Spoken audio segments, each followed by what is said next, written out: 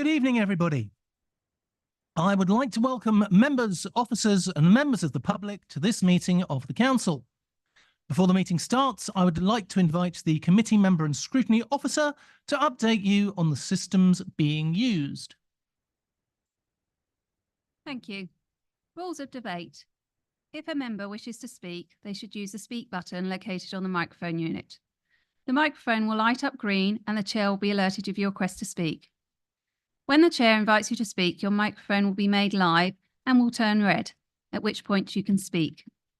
The normal procedure rules in respect of debate and times to speak will apply. For voting. When requested to vote, voting will be via the yes, no, abstain buttons on your microphone unit. Details of how members voted will be shown on the screens around the room, and the result will be visible on the YouTube stream. In the event of a tied vote, the chair will have the casting vote. Are there any questions before we start this meeting? Thank you. I'll hand back to the chair. Thank you. Apologies for absence. I have received apologies for absence from councillors Raj Backer, Cathy Brown-John, James Denslow, Daniel Marsh, Gerald Morris, Sean Nolan, Tamsin Thomas, Terry Tyler, Michael Weeks, Lisa Nash, and Sean Prendergast. Do we have any more? Councillor Bloxham? Add to that list Councillor Morris, Councillor Frost, Cowell and Barnard. Thank you. And Councillor Brown? Just to say, Councillor Tom Tyson is going to be late, but he is coming. Thank you very much. Right. Number 2, the minutes of the 25th of January and the 29th of February 2024. I'd like to propose that we take as read and approve as a true record the minutes of the meeting of the Council held on the 25th of January 2024 and 29th of February 2024. May I have a seconder, please? Councillor Dennis.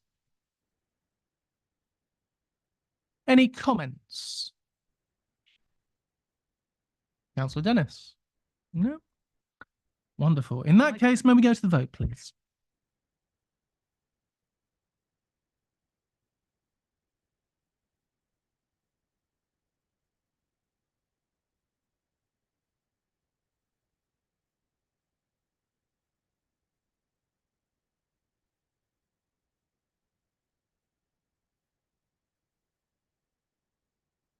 Chair, that motion is carried.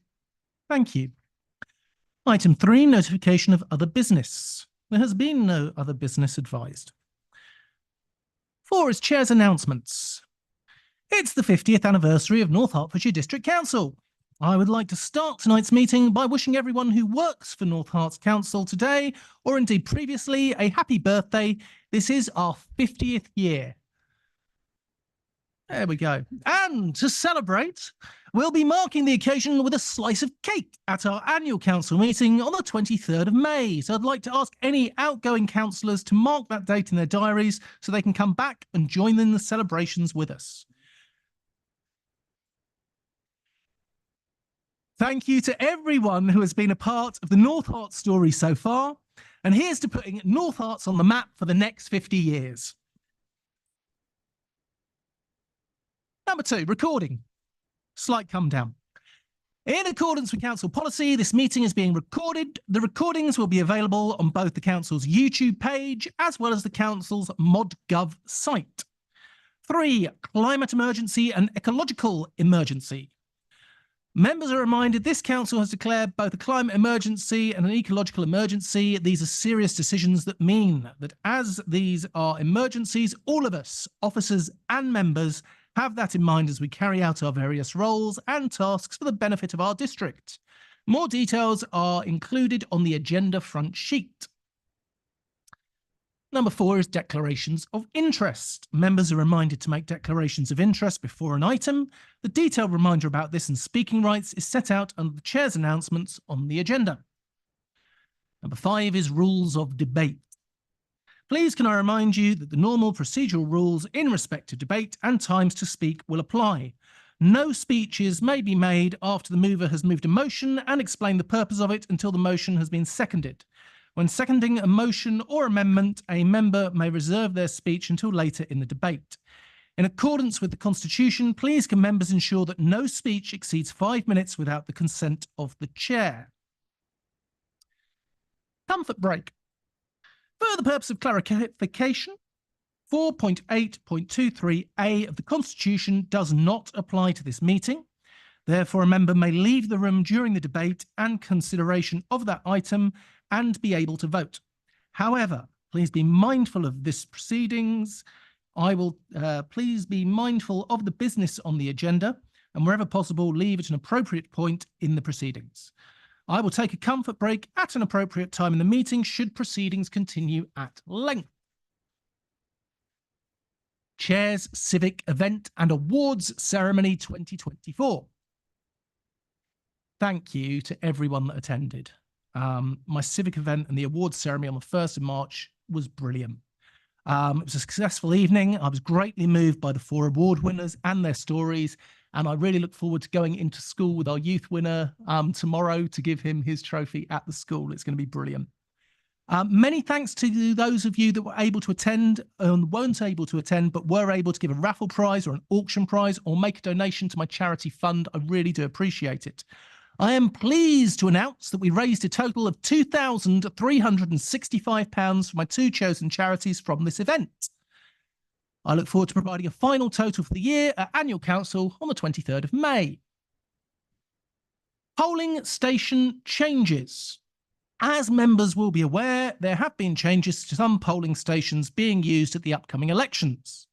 These have been communicated by the Council in a number of ways. However, there are posters available for members to take and display in suitable locations around their wards.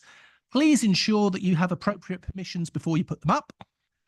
If you'd like to take some posters, please speak to Callum after the meeting. IT equipment. In order to assist with the distribution of IT equipment to newly elected councillors in May, we require those councillors who are unsuccessful in their re-election to return their equipment as soon as possible. It's therefore requested that you bring your IT equipment with you alongside your ID badge and parking permit to the count venue on Friday the 3rd of May to facilitate the collection of these for redistribution, as we require the old equipment to be reused by the newly elected members. Reuse, recycle. If you are not standing at the upcoming elections and have not already returned your equipment, could you please arrange a time ahead of the election to return this to committee services at DCO? Should you have any issues with either dropping your equipment off before the election or at the count, please speak to committee services. Number 10, election 2024. For those of us who have chosen not to restand at the forthcoming elections, this is your last council meeting.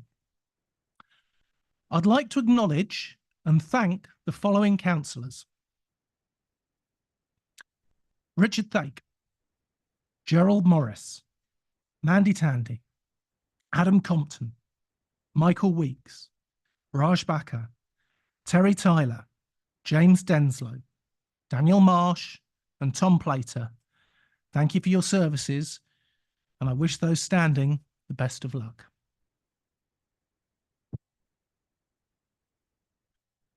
Councillor Levitt.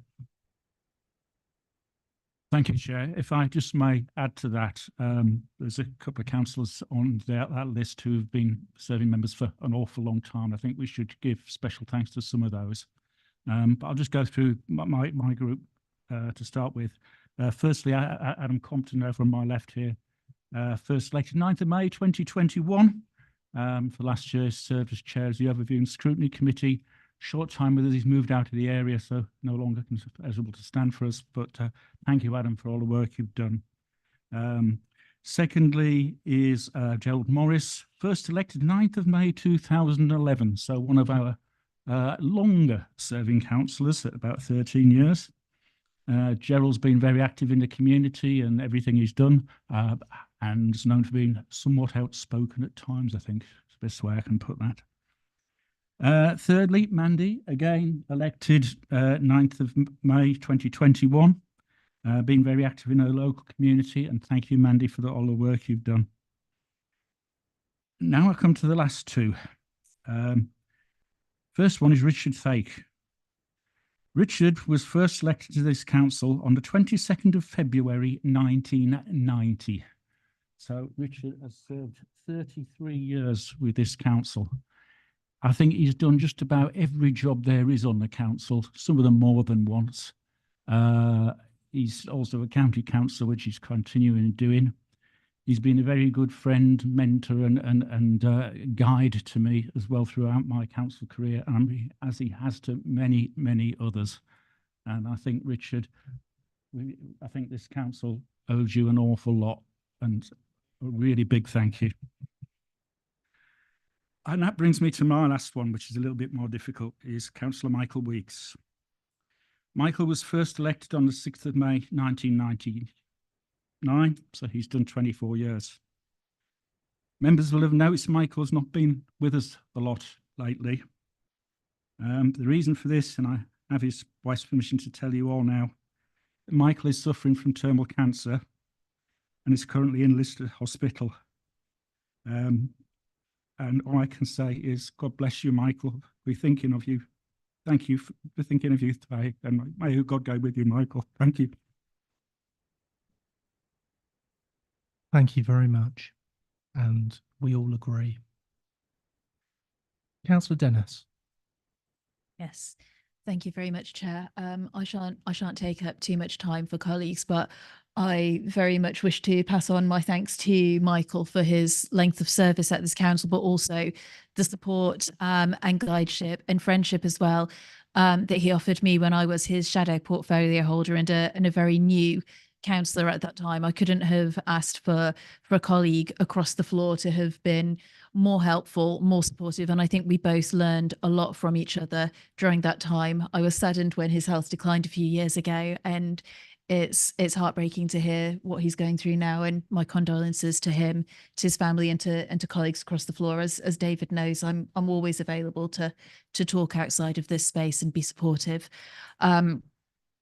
But I think as well to everybody who is standing down, but also to everyone that is up for election this year, which is all of us in this room.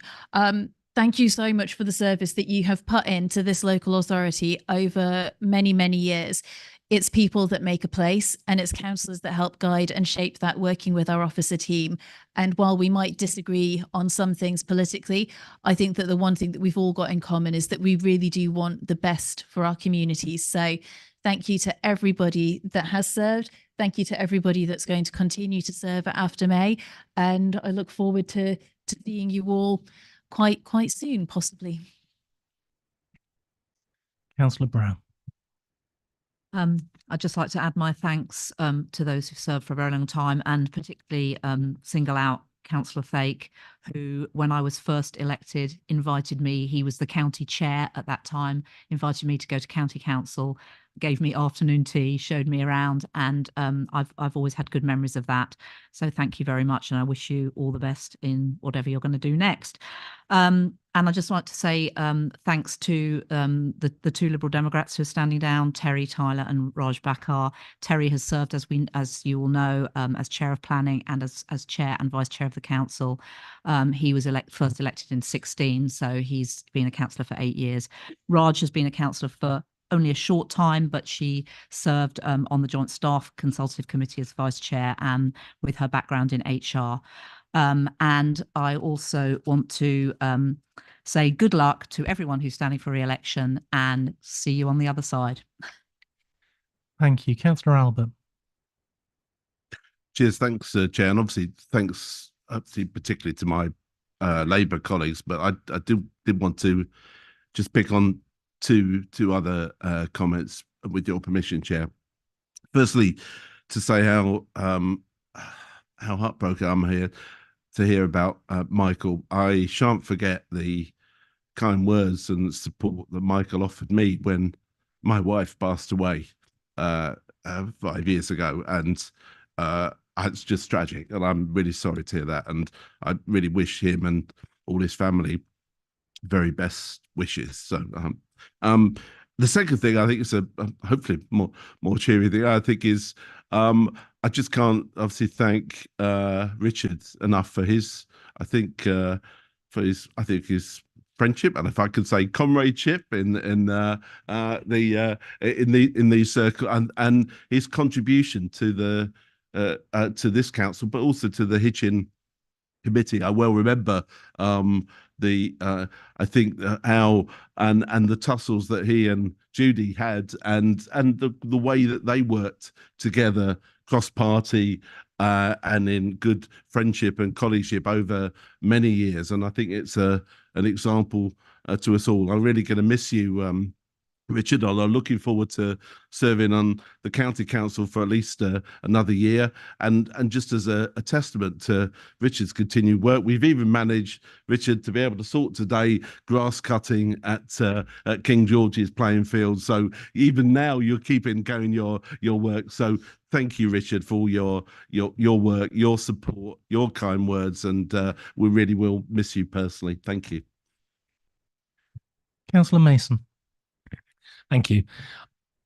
First of all, I wanted to add to the embarrassment of one of my local councillors and thank Richard for all the support that he's given. Certainly as a new councillor, he gave me a great deal of support. I've always found the way he's worked, particularly on the Hitchin committee, Hitchin Forum, to be excellent.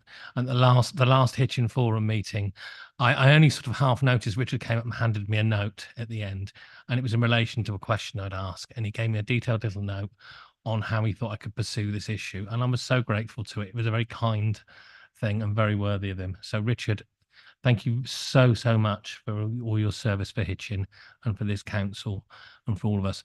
And I'd just make a comment at the end of the planning meeting. We had a little huddle, a few of us. I think most of us are standing again in a variety of wards. Who knows, what happens next. And I think planning, sometimes we can see the worst of things on planning and sometimes we can see the best. And I've been on planning for 2 years, and I value so much the support for councillors of all parties on there and how we've tried to work together and to do the right thing. And I just wanted to repeat what I said to them. It's really been an absolute pleasure working with those councillors. Thank you. Councillor Munson. Thank you, Chair. And I think it would be a little bit remiss of me not to pay tribute to Richard Thake, who sits next to me at this council meeting. He has served as a councillor. He has served the people of North Hertfordshire longer than I have been alive. And I think that is quite an extraordinary achievement. He is everything that a councillor should be. He is accessible. He is open. He has done an absolutely sterling job over those 34 years. And I remember growing up as a young boy in this area, and I knew the great titan of local government that is Richard Thake. And I know that many in this chamber will miss him. I know that many in Hitchin Priory, of which he has represented for 34 years, will miss him. I'm just very, very grateful that my friend, we're going to have him for at least another year in Kimpton and Codicott on the county council. So thank you very much for your service, Richard. Councillor Jarvis. Thank you, Chairman. I'm going to persist with the embarrassed Richard Thake theme. Richard has made an enormous contribution in so many ways. There have been some contributions that he made that I frankly wished he hadn't at the time. But I think we all recognise that he's been enormously helpful to so many members of the council, both in their council work and sometimes outside it as well. And although we may have had differences of opinion at times, I think it's clear that Richard has had the well-being of the communities that he's represented and those around him at the heart of everything that he's done. And I think he's made an enormous contribution for very many years. And I think we all need to acknowledge that. Thank you very much. Richard, I am going to let you speak, but I'm going to speak first. I want to thank you for all the support you've given me in planning over the last 6 years. You have been a voice of absolute reason, and I really do appreciate it. I'd also like to thank Michael Weeks for being just a very nice person outside of this chamber whenever I've worked with him. Lovely, lovely gentleman. And Gerald Morris, he and I may have butted heads quite verbally on some occasions, as many of you may know. But he has done a huge amount of work for us. Thank you. Richard, would you like the last word? I would. And I'm going to break the habit of a lifetime when you refer to the inanimate object upon which you seat, and I shall call you Chair for the first and the last time. Now, I was merely following in father's footsteps because my old dad was a district councillor and a county councillor, so like father, like son. And I sent a note to Nigel recently because he sent me a thank you note, and I meant the words I said there. Life is too damn short for petty politics. We're here to help the people that we represent, and I believe that I have done it. If I failed, it wasn't for the lack of trying, and that's all I want to say. I've made a lot of friends along the way. It's been a good journey. I'm pleased to have done it, but you know when it's time to come to an end, and in my 82nd year, the time has come to say goodbye to you all. All I will say to you, Daniel, is that there were, along the way, both officers and members across the chamber with whom I became good friends. I worked hard with them. There were one or two that didn't make the Christmas list. But there you are. This place is a microcosm of the outside world, and I'm pleased to have been able to serve, and thank you for letting me just have a couple of words. I go without a heavy heart because I think I've done all I can do.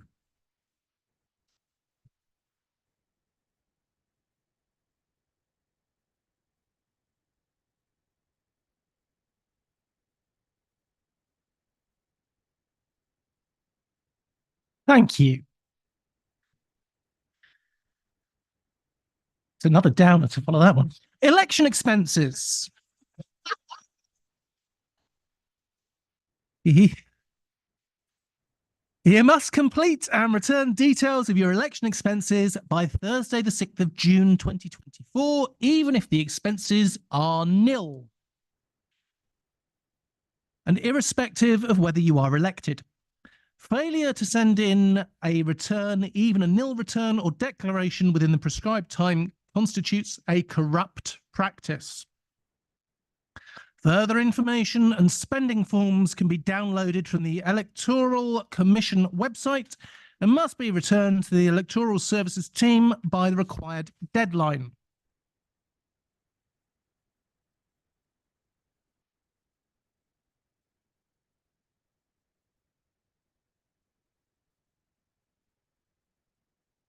Right.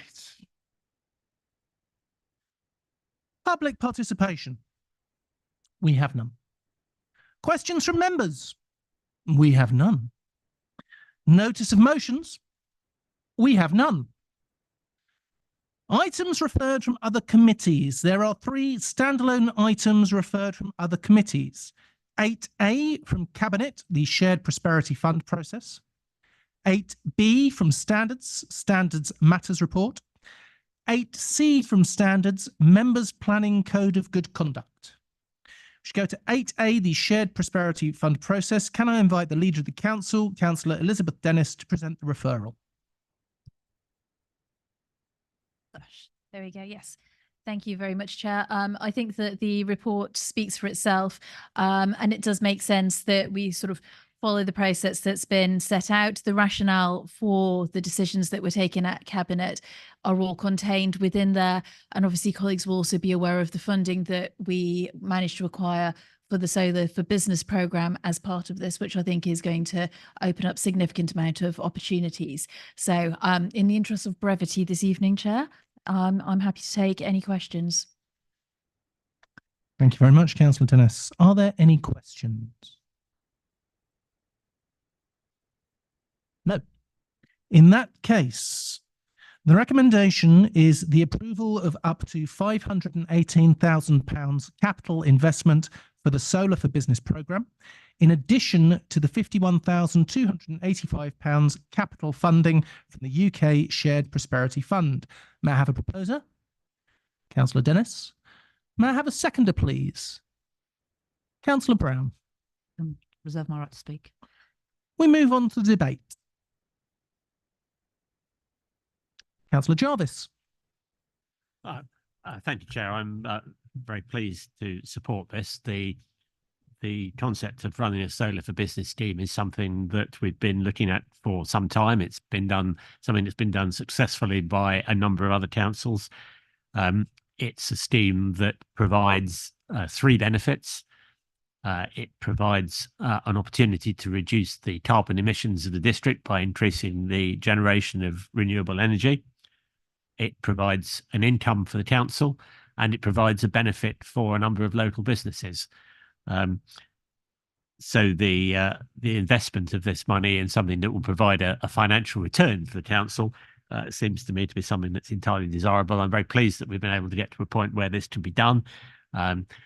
It will need identifying some suitable businesses with premises. These are probably not retail businesses. They're probably in industrial areas that would be unable to implement renewable energy facilities on their own premises because of their lack of resources, but somewhere where the council can do that with its resources. And as I said, earning a return for the council and a benefit for the business and the environment. So I hope the council will support this. Thank you, Councillor Jarvis. If there's no more debate, we shall move on to the vote.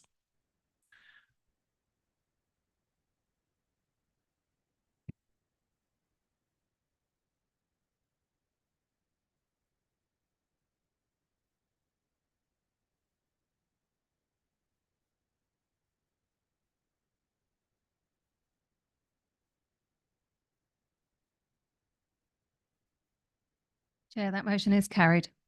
Thank you. 8B, Standards Matter Report. The referral sheet from Standards Committee in the agenda pack includes the whole minutes on this item of the meeting. However, it is only the relevant sections relating to the referral itself which are relevant for council this evening, which is that all district councillors should undertake post all-out election training on the Code of Conduct within 2 months of their election or availability of the training, whichever is the later date. Can I invite the Chair of the Standards Committee, Councillor Ruth Brown, to present the referral? Thank you, Chair. And I don't think there's much further to say. There was quite a debate on this at the Standards Committee meeting, and we particularly discussed whether it was reasonable to expect all newly elected or continuing district councillors to undertake the Code of Conduct training, which is mandatory within 2 months, and we felt that was reasonable, and so that's what we're recommending to council, and I hope you will all support it. Thank you. Thank you. Are there any questions? Councillor Levitt. Thank you, Chair. Could I just ask, will the training be in person or will there be an online option? We will provide both options, I believe. Oh no, it's virtual. It's virtual. Sorry, Thank you. I've got our monitoring officer looking slightly worried there. No, it will be virtual. So, and the reason for that is to make it accessible to as many people so you can complete it in your own time. And our Grow Zone system does allow to check that people have actually completed all the sections of it. Thank you. Councillor Compton. Thank you, Chair. Councillor Brown, thank you for that. Could I just double check, and it's really just a question of why it's 2 months and maybe not 6 weeks. I understand there's a sort of moving in period, but normally when you'd start an organisation, you'd be expected to do some fairly quick e-learning. And I think Council Code of Conduct is pretty important. New councillors do have a tendency, and this was me included, to run off with themselves and get overexcited and do something silly with the best interest in heart. So is there any scope to maybe reduce that to 6 weeks, or is 2 months sort of fairly well agreed on upon the entire committee? Thank you. If I can pass that over to the Service Director. Thank you. Yes. I mean, you can complete it hopefully within day one. The point is going to be that if by council endorsing this today, if a councillor doesn't do it, then potentially it's a breach of the Code of the Conduct. And obviously we don't really want to set up councillors to fail. So that's really the basis of it. Hopefully people will do it sooner.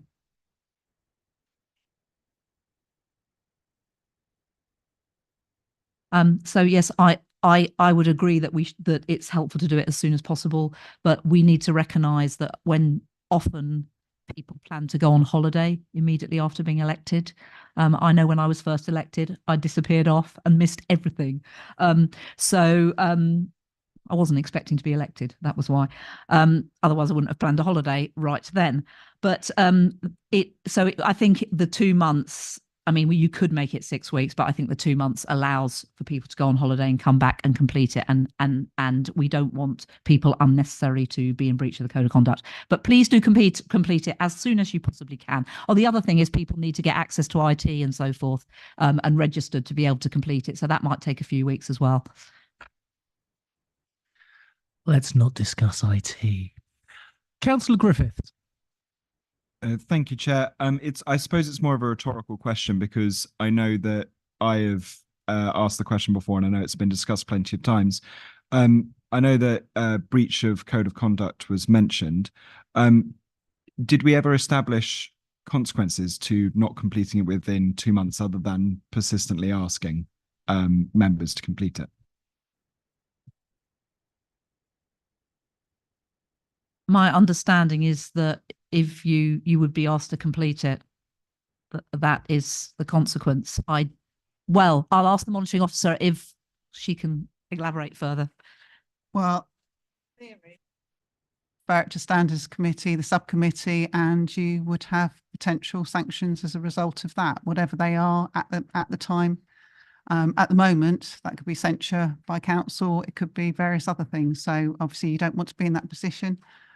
Hence the recommendation, giving you a little bit of latitude.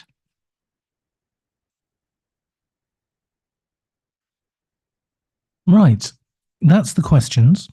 The recommendation is that all district councillors should undertake post all-out election training on the code of conduct within 2 months of their election or availability of the training, whichever is the later date. May I have a proposer, please? Councillor Brown. I will propose. May I have a seconder, please? Councillor Albert. Happy to second, Chair, and reserve the right. We move on to the debate. Councillor Munser. Thank you. Just a quick point, Chair. Councillor Brown referenced that there was quite a robust debate at Standards Committee about this, and it was very good that there was. Obviously, the way that the training is going to be delivered is slightly different to previous years. And one of the questions which I raised at that meeting was surrounding, whereas when you had the in-person virtual training, you obviously had direct access to the officers. And I think it's just worth pointing out that, you know, whilst individuals and whilst councillors will go onto the Grow Zone, complete that training, that if they have any queries or questions, the officers are still there, because what we don't want is a situation of where people are left unsure. And I think it's vital to stress that if any member, whether they are an existing member or a new member, are unsure about anything, that they raise it with officers at the earliest opportunity. Thank you. Thank you very much. Is there any further debate? No, we shall move on to the vote then, please.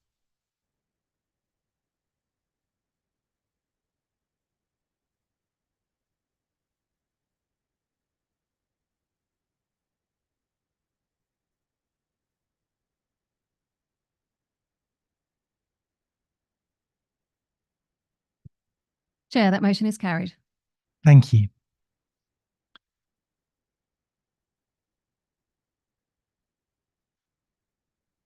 C, Members Planning Code of Good Conduct. Can I invite the Chair of the Standards Committee, Councillor Ruth Brown, to present the referral? Thank you, Chair. And I think the first thing to note is there is a supplementary agenda for this item, which has the Planning Code of Conduct with the track changes.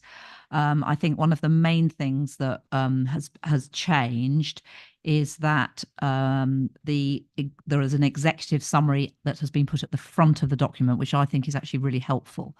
There are some other minor changes, but we discussed again that we had quite a robust debate on this at the Standards Committee, and I would like to recommend that we adopt it.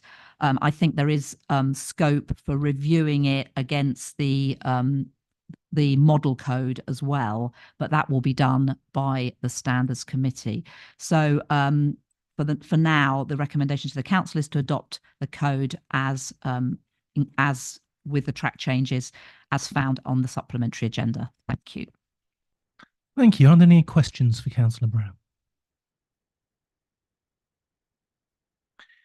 In that case, the recommendation is the adoption of new code Appendix A to this report as the Appendix 1 to Section 8 of the Constitution, replacement with proposed appropriate amendments.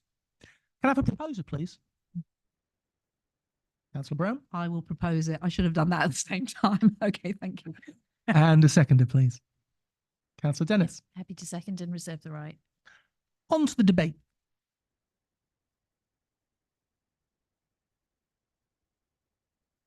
Councillor Strong.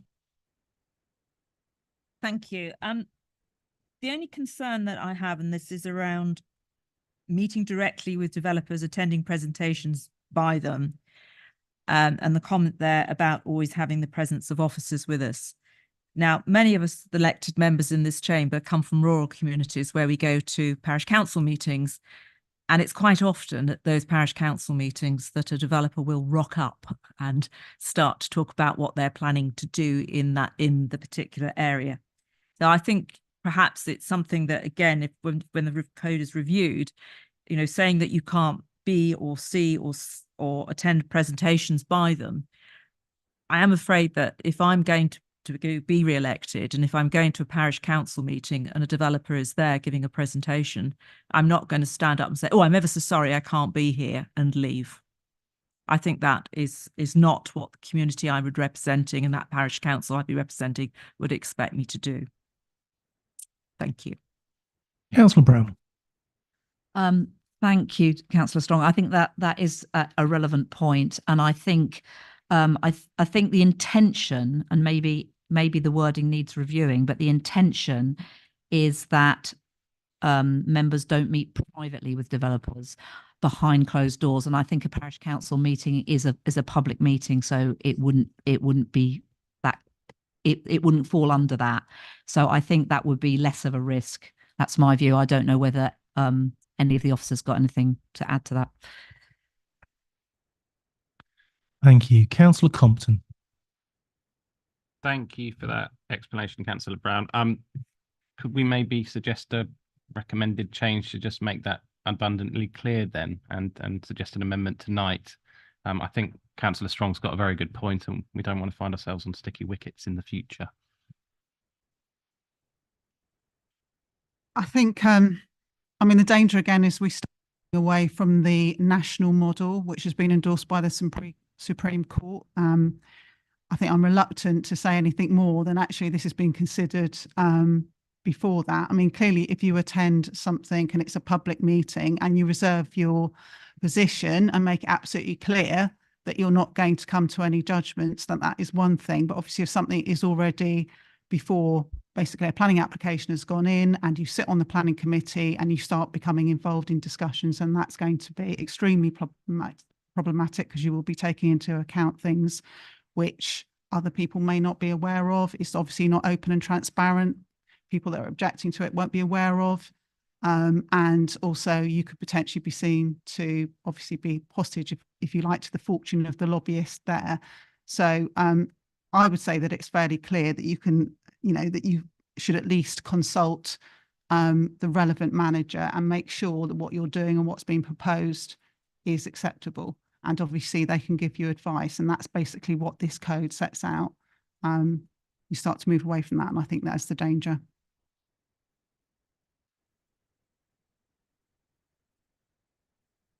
Thank you.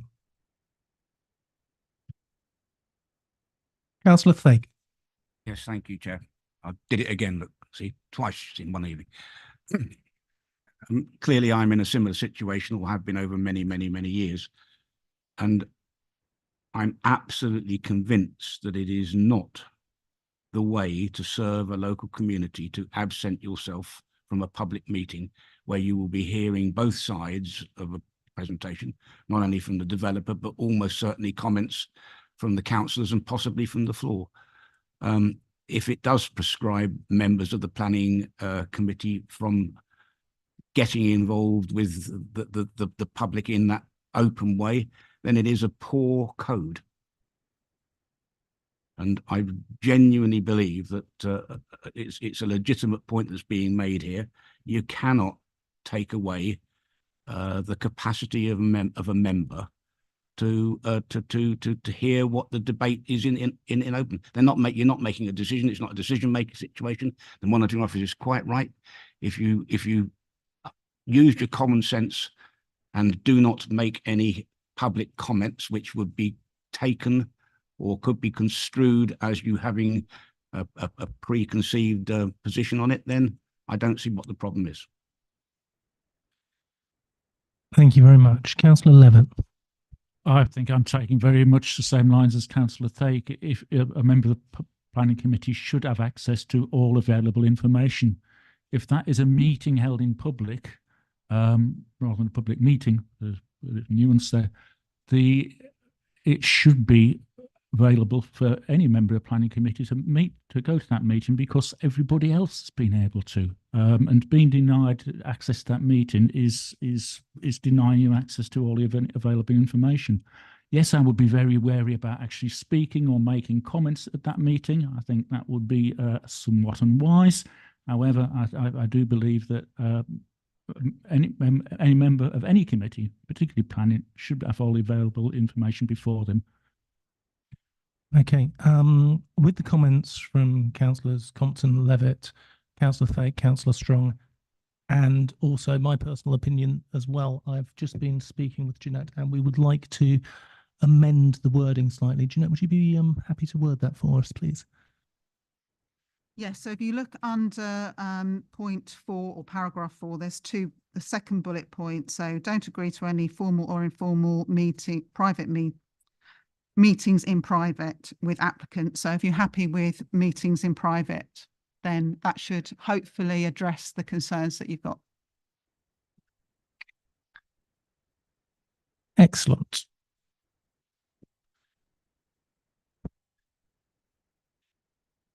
I shall go for, yep. Do we need to propose that amendment? Because I'm happy to propose the amendment if that's the case. We don't I'm need happy to accept the amendment. We don't need to, as the amendment's been accepted by the person moving the motion. But thank you very much for the offer.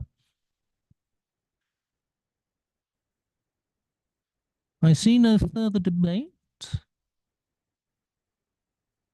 So the recommendation with the amendment has a proposer and a seconder.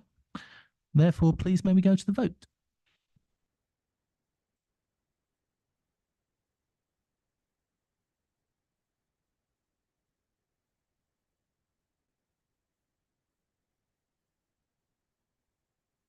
Chair, that motion's carried.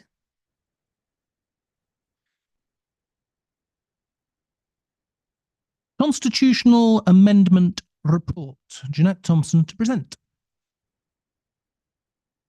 Thank you, Chair. Very little to add, hopefully, to the report, just to make it clear that we are tidying up wording in the Constitution so that it's clear that there will be elections at the annual council after whole council elections, and that any re-election would be terminus with the election cycle if there were such a need.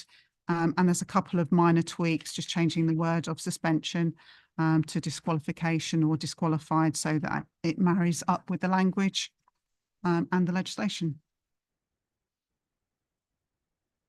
Thank you very much. Are there any questions? No. The recommendation is that full council approves the proposed amendments to the Constitution as set out in section 8.4 of this report. May I have a proposer, please? Councillor Dennis. Yeah, happy to propose. I think it's quite straightforward and common sense and obvious why this amendment's being made. Thank you. And a seconder, Councillor Brown. Happy to second. We move to debate.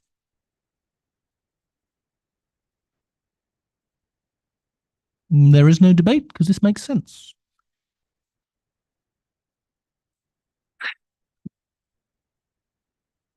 May we please go to the vote?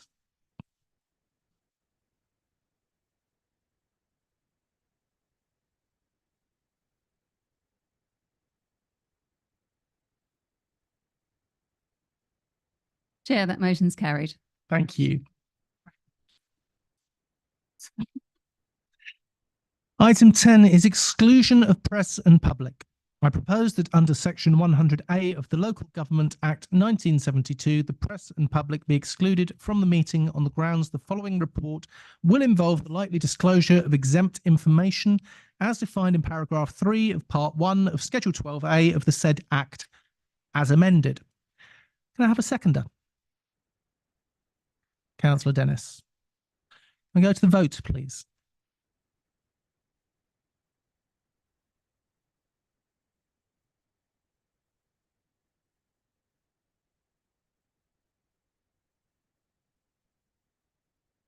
Chair, that motion's carried.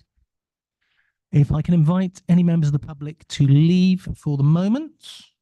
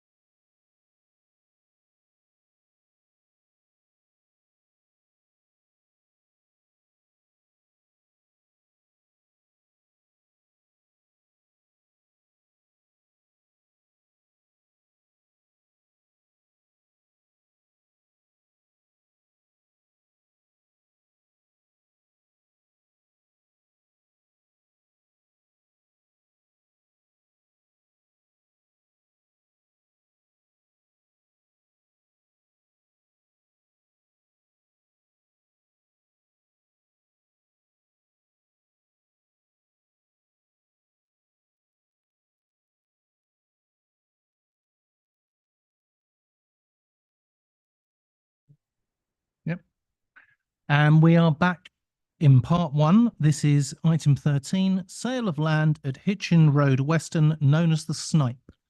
Councillor Ian Albert to present.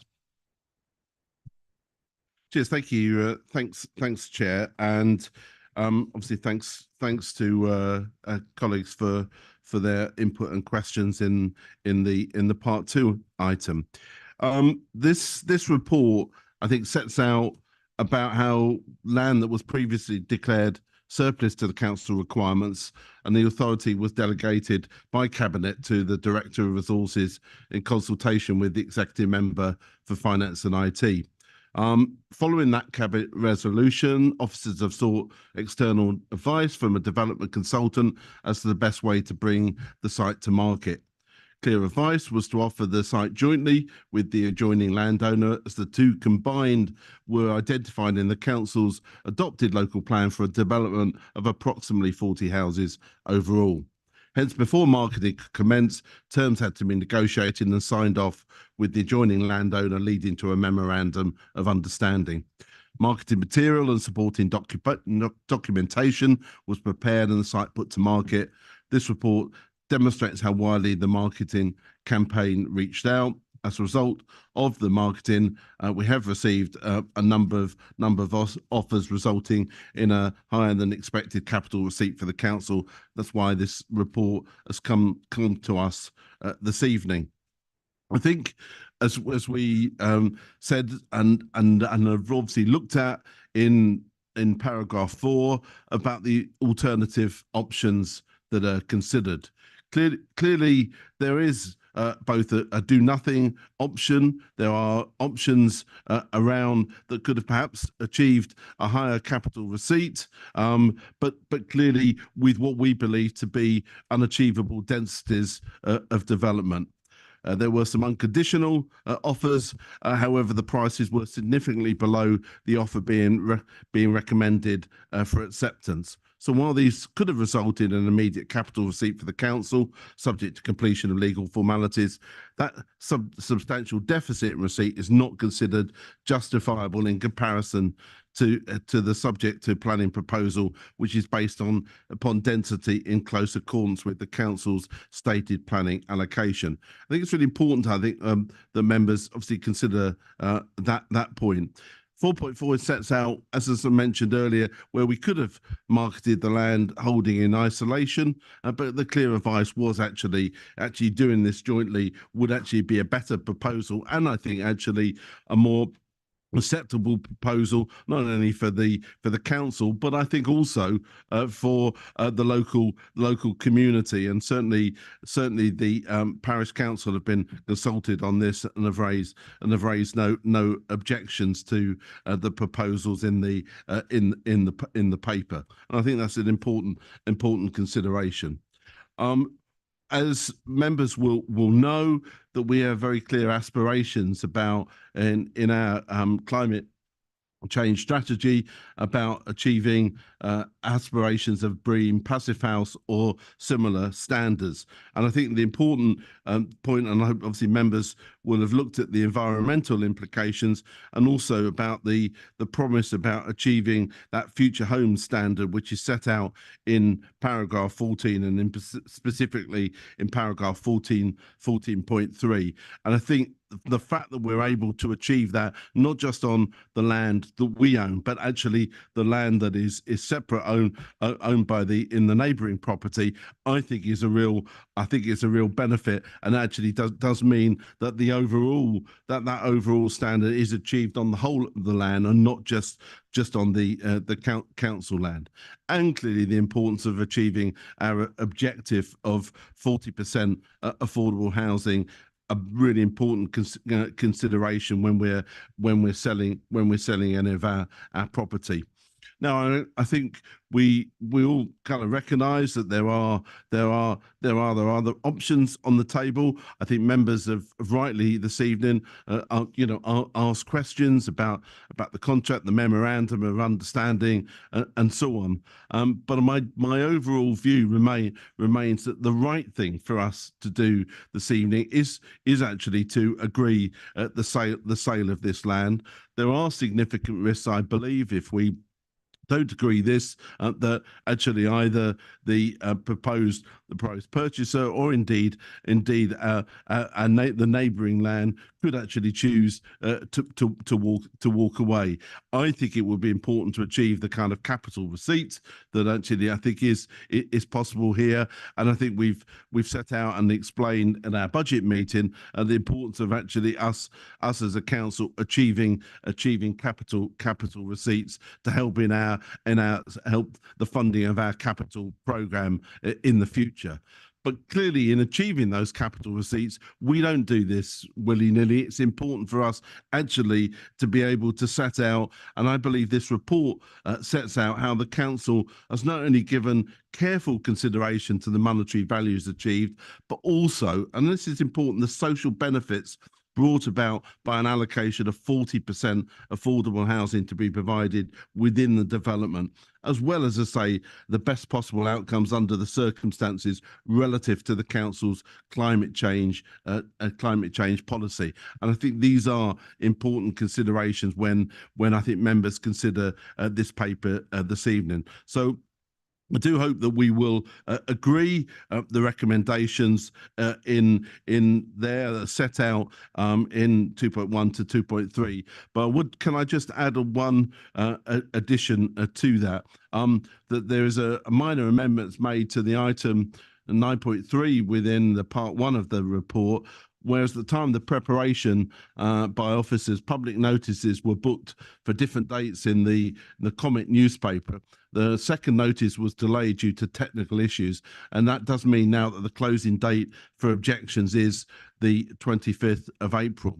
So I would wish to amend this evening 2.1 to include at the beginning of 2.1, subject to 2.4, which will be a new recommendation. So subject to 2.4, that full council grant approval for the council to enter into a binding contract with the purchaser, conditional upon the grant of planning permission for a residential development, as described in part 2 of this report.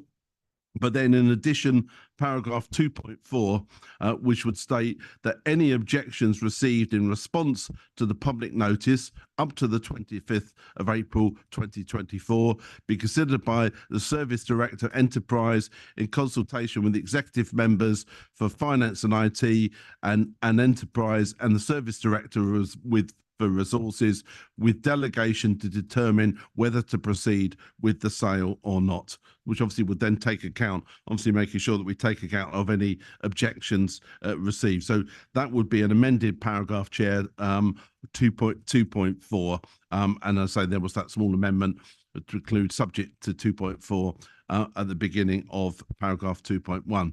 So with that, Chair, I'd like to move those recommendations plus that additional paragraph, and very happy and I do hope that colleagues will agree those recommendations and the sale of this land tonight.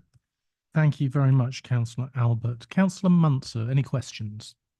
I do have one in reference to paragraph 9.3 of the report. Councillor Albert has mentioned that the parish council has been consulted, and I was just wondering, have we received any public consultation or public views or opposition to this proposed sale, bearing in mind, of course, that the dates have now been amended and that consultation does have a week still left to run?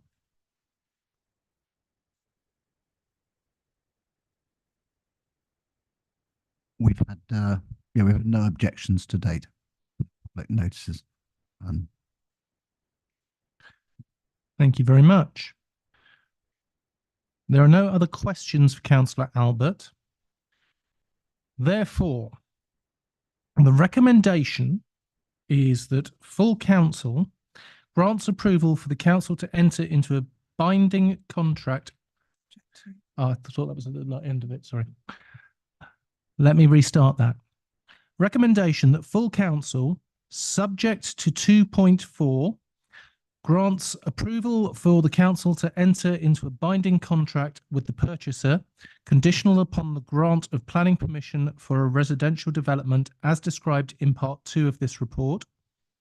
2.2 approves the sale to be entered into jointly with the neighbouring landowner and to share the proceeds on the basis of an apportionment equivalent to the percentage of ownership.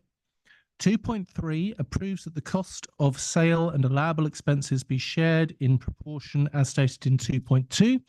And 2.4, that any objections received in response to the public notice up to the 25th of April 2024 be considered by Service Director Enterprise in consultation with the Executive Member for Finance, IT and Enterprise and Service Director Resources, with delegation to determine whether to proceed with the sale or not. Councillor Albert has proposed. Do I have a seconder? Councillor Dennis. Thank you, Chair. I'll second and reserve the right to speak. We move on to the debate. Councillor Levitt. Thank you, Chair. I think we discussed the contract and the details at great length in part 2 there. Bearing in mind, this is a joint venture with another vendor. It's not the council's own. And it's quite unique in that we are a joint vendor of the land.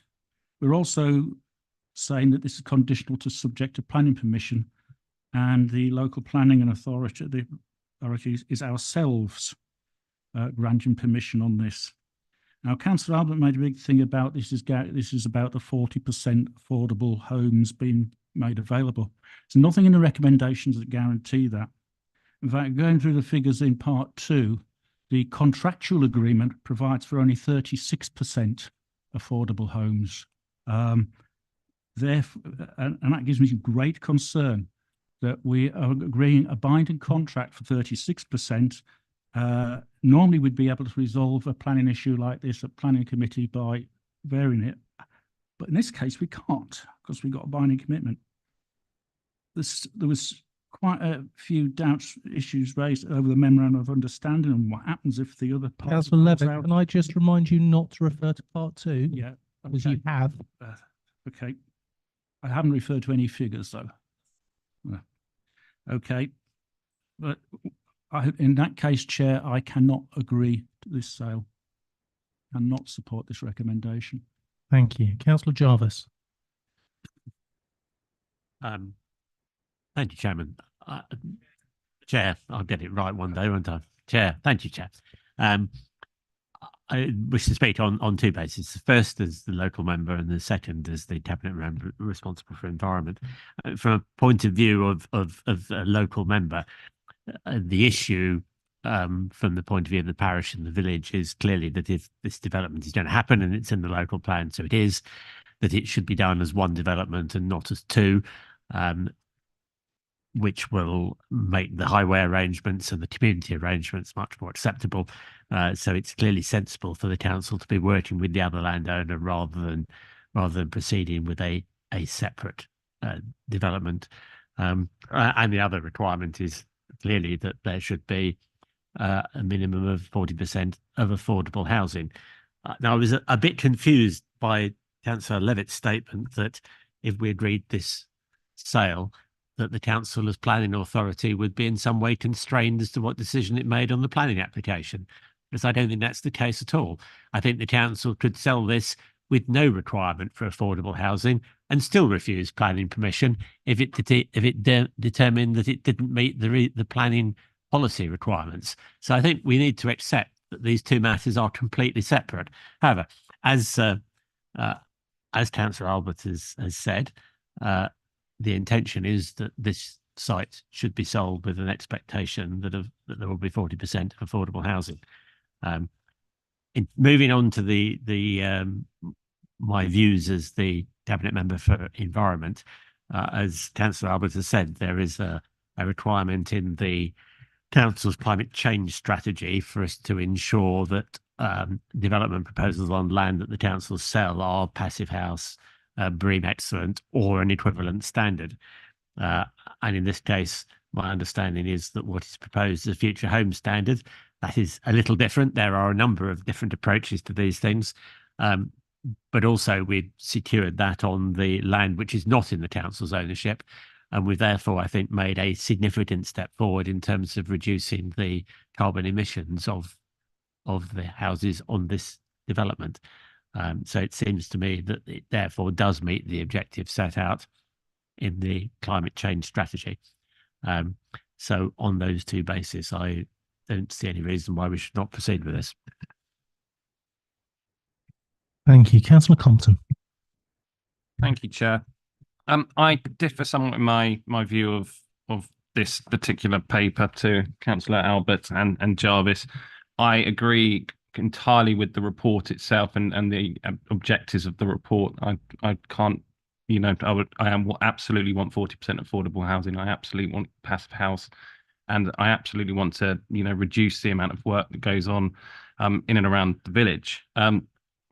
But we haven't got enough evidence from the paper, unfortunately, for me to make an informed opinion on that. I'm taking it as gospel that it's 40% housing, as it says in the report. However, because I can't see enough information on the contract to see whether anything and any changes that might have subsequent planning permissions, etc., down the line, I can't say wholeheartedly that I believe it's going to be 40% come what may. So I can't vote in favour of this. Thank you. Councillor Mansur. Thank you, Chair. And I think it would be fair to say that we had a very robust discussion about this in part 2, and I wish to take the opportunity to thank all of the members for their questions, but also to thank the officers for their responses, and also to thank them for the awful lot of work and time that has gone into preparing this report and associated work with this site. And now Councillor Abbott references the social benefits and the environmental consideration. Yes, they are incredibly important considerations for us to decipher this evening. I think we can all agree here that we want to see more affordable homes within our district. We all agree on the importance of supporting sustainability, supporting our goals to go net zero and reduce our emissions. But the report in front of us this evening, or certainly my impression, is that we have been asked to simply rubber stamp it. Now, it is not our job to rubber stamp reports. It is not our job to rubber stamp decisions of which need to be taken. It is our job to scrutinise and to ensure that the decisions of which are before us, or the ones of which we are about to take, are in the best interests of the district and are in the best interest of the council. Chair, I cannot say that that decision is before us tonight. I certainly think that there are significant gaps in our knowledge that need to be addressed. Certainly, the response to my questions in part 2 were not to a satisfactory level. And on that basis, I do not believe it would be satisfactory or appropriate for us to proceed with the sale this evening, because it could potentially leave the council at risk of not benefiting from the full financial gain that is to be made from the sale of this land, as well as the costs associated with it. So I will be voting against this proposal.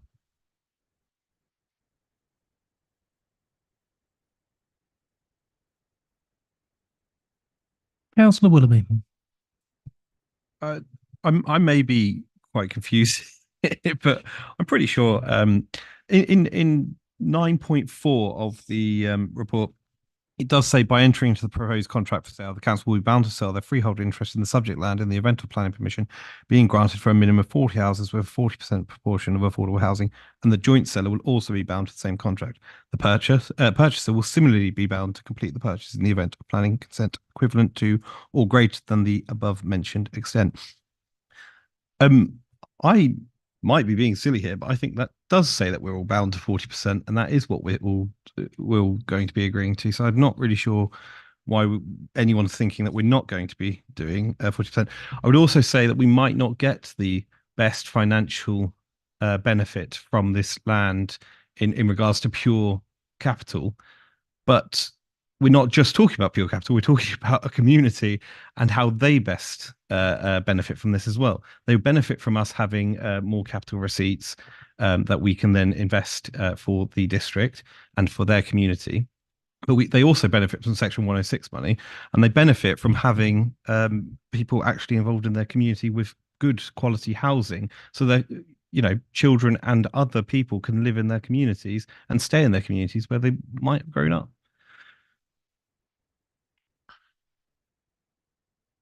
Councillor Strong. Thank you. And I think the debate when we were in part 2 has given a lot of thought on the sale of this asset that the council owns. And when you sell something, when it's gone, it's gone.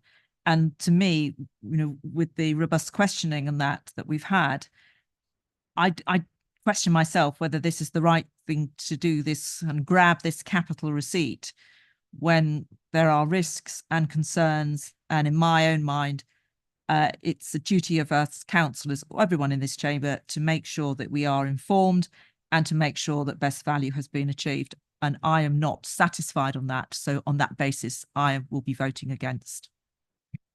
Thank you. Councillor Brown. Thank you, Chair. There's been a lot of talk about the risks of the sale and not being aware of all the details of the contract. I'd just like to highlight the risk of not selling and the risk of doing nothing. We've got the cost of the capital that we're likely to receive, and we know the situation with budgets going forward. We've also got the risk of not delivering the housing, and we've got a great opportunity here, as we've heard, to deliver housing with a partner on the whole parcel of land with a sustainability level that and an affordable housing level that we would want. And that offer may not remain. There's a risk that the other party could pull out. I noticed that the Cabinet's resolution to actually sell this land was in 2020. So this has already been in process for a long time. And I don't believe that we should be delaying further. I think there's a greater risk of delaying than there is of not getting best value for the land. Thank you. Thank you. There's no further debate. We have a proposer in Councillor Albert and a seconder in Councillor Dennis. Councillor Albert, would you like your right to reply? Yes. Please go ahead. Thank you, Chair. And briefly, I think the opposition, I think, to the sale. I think it is important to highlight what Councillor Brown has just said. The do nothing option. It did, and it's set out very clearly in paragraph 4.1. I think it's not recommended. It would fail to deliver housing supply. The capital receipt, it would also leave the council responsible for maintaining the land, let alone not actually getting our section 106 money. We've already gained a benefit over the fact that we haven't actually got to the point of sale since 2020. I actually believe that what is at risk, as colleagues have already said, that what is at risk is not actually in what's the worry about any of the contract. It's actually, I think, a risk of doing nothing, and that is really important of setting out in 4.1. I don't believe that in practice that we are being constrained here. We've set out in paragraph 9.4, as Councillor Willoughby said very clearly, what's actually what we're looking to enter into that proposed contract for sale. Councillor Munson mentions about what's in the best interest of the district and the council, and I think what's in the best interest of the district, the council, and most importantly, local residents in the area is actually doing what Councillor Jarvis has said, actually selling this as in a single sale, and actually delivering affordable housing in that area for hopefully many of the local residents in that area. And I think that is really something that's important, but not only in our town, but in this case, our rural communities. I just think that whilst I recognise the concerns raised this evening, and I think lessons certainly would be picked up, I think, by the administration and I think by officers in terms of making sure that we provide as much information to members or for future sales on this as we reasonably and feasibly can. And I think that those points were well made. But I do think the balance of the argument here this evening is that the risk of doing nothing is just too great. And I would urge council to actually support the recommendations that we've set out and vote in favour of the sale of this land. Thank you. Can we please go to the vote?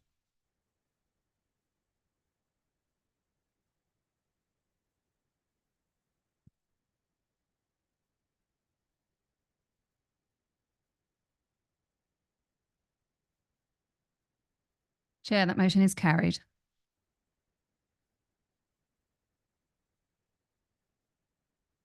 Councillor Dennis. I might be out of order, but I'd like to try and cheekily raise a small point of order. I noticed at the beginning of the meeting, when we were thanking all of the members, there was one person that was left off that list of thank yous. And I think that it would be right and proper to acknowledge and have that included in the minutes, if you'll indulge me. And that person, Chair, is you. I think that this year you've exercised your office in a very fine way. You've represented the council across multiple spaces, done a phenomenal amount of fundraising and really made the role your own and added a great deal of value. And you've helped us through some, at times, quite difficult meetings, as much as we might not always like it, generally quite fairly and impartially, treating all of us equally harshly at times when we've deserved it. So thank you very much, Chair. It's been a pleasure this year. Thank you very much. And now I'll say the bit that everybody will be very happy about. I close this meeting. This is the final meeting of the civic year. The next meeting of the council will be annual council on Thursday, the 23rd of May. And irrelevant of party, good luck, everybody. Thank you.